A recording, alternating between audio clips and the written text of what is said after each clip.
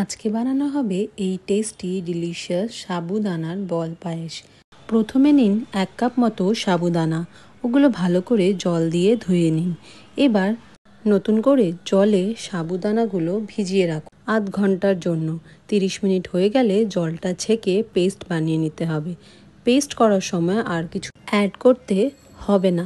Paste হয়ে গেলে একটি প্লেটে নামিয়ে আটা মাখার মতো করে মেখে নিন। এবার হাতে সামান্য ঘি লাগিয়ে সাবুদানা মাখা থেকে ছোট ছোট লেচি কেটে বলের আকার দিয়ে দিতে হবে। অন্যদিকে একটা কড়াইতে 1/2 লিটার দুধ গরম করে ওতে গুঁড়ো দুধ দিয়ে বয়েল করে নিতে হবে। দুধ ফুটে উঠলে সাবুদানার বলগুলো দিয়ে হাতা দিয়ে নাড়াতে হবে। এরপর একটু কনডেন্স মিল্ক আর বাতাসা দিয়ে ফুটিয়ে নিন। আর একটু শেষে একটু এলাচ গুঁড়ো দিয়ে নামিয়ে নিন। ঠান্ডা করে সার্ভ করুন সাবুদানার বল পায়েস। উপোস করলে অনেকেই সাবুদানা খান, তাহলে এই ডিশটা সেই দিন ট্রাই করে দেখতে পারেন।